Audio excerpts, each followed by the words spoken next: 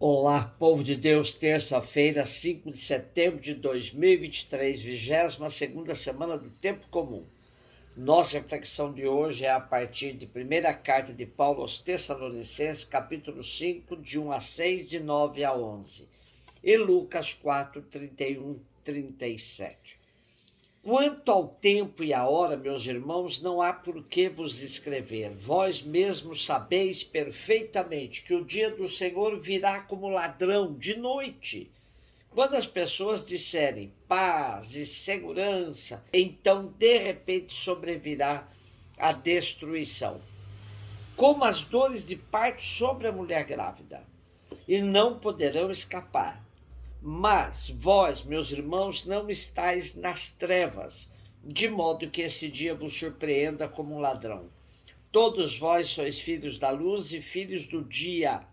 Não somos da noite nem das trevas. Portanto, não durmamos como os outros, mas sejamos vigilantes e sóbrios.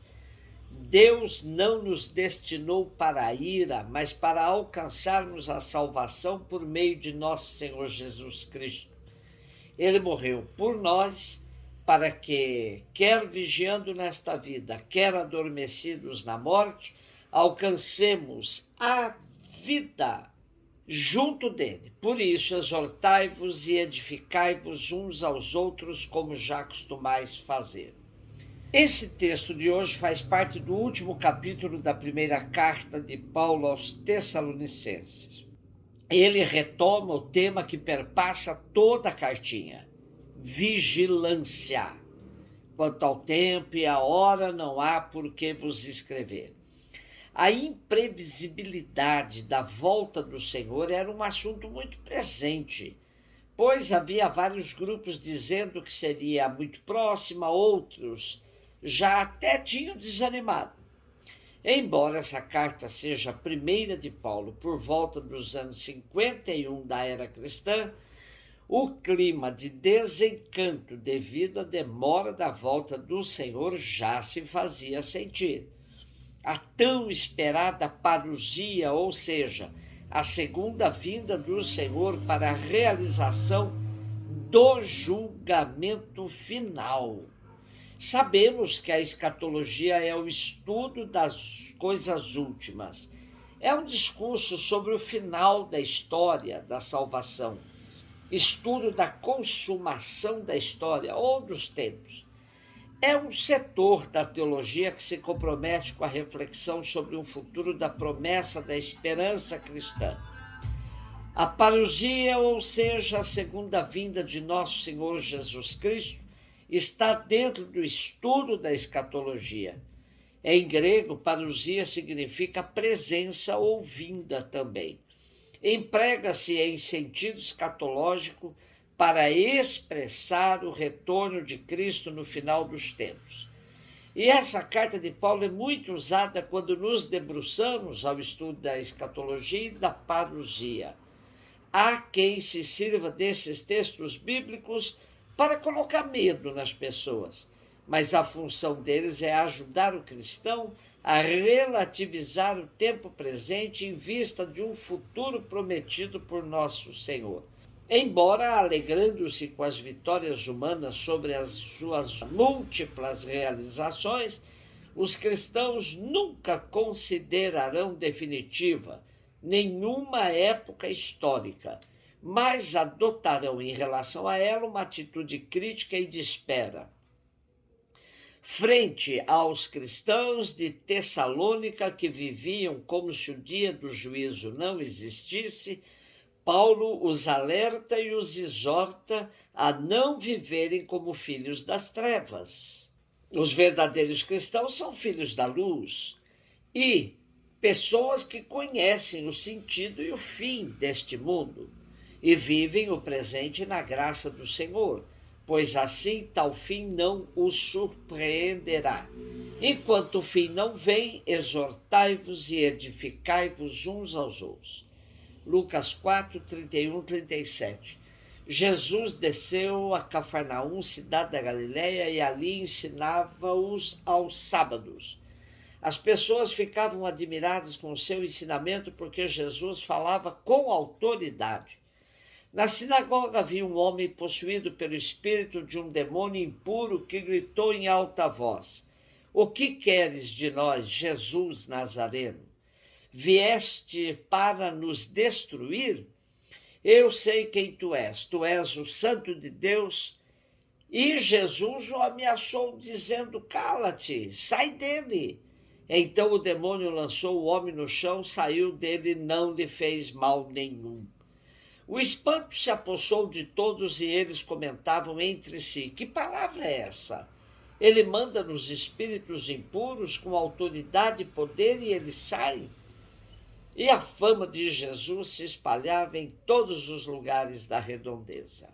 O capítulo 4 de Lucas tem um esquema muito significativo. Começa com as tentações que Jesus sofreu no deserto, passando por uma provação antes de assumir a missão.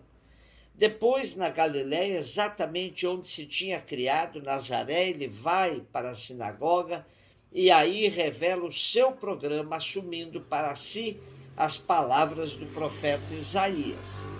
No trecho de hoje, se depara com o demônio num homem possuído em Cafarnaum, outra cidade da Galiléia muito próxima de Nazaré.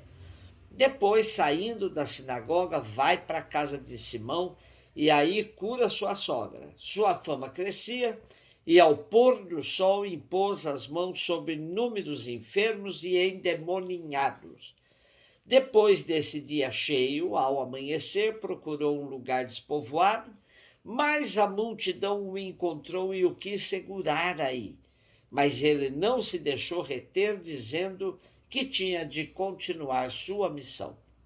Estamos hoje diante de uma ação de exorcismo realizado por Jesus. Era um dia de sábado, o ambiente era a sinagoga de Cafarnaum. Jesus estava ensinando, impressionando a todos com sua forma de atuar, pois ensinava com autoridade. Dessa maneira, Lucas introduz o relato do exorcismo.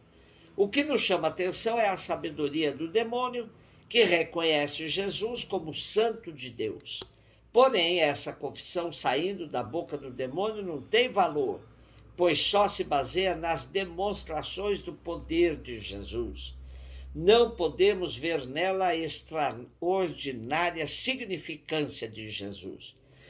Tanto que Jesus foi enérgico com ele, mandando que se calasse e fosse embora. O demônio ainda mostra sua força atirando o possesso ao solo, mas obedeceu à ordem de Jesus e se foi libertando o homem.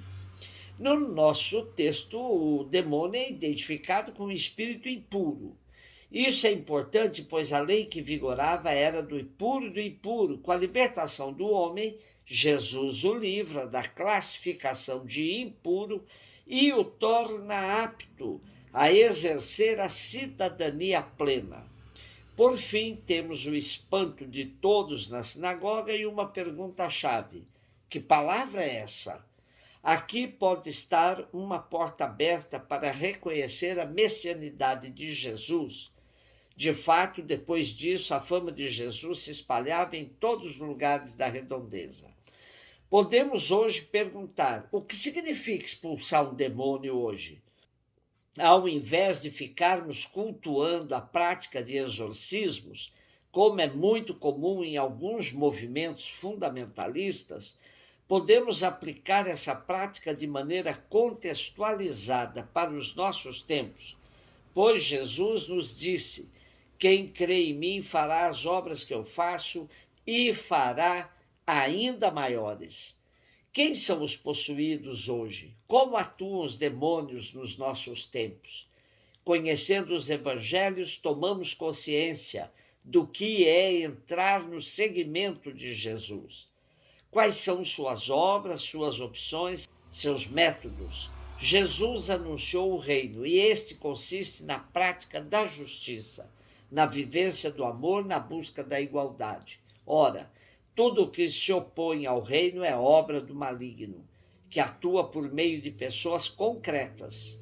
Nem mesmo a prática religiosa pode livrar alguém de agir guiada pelo espírito do mal.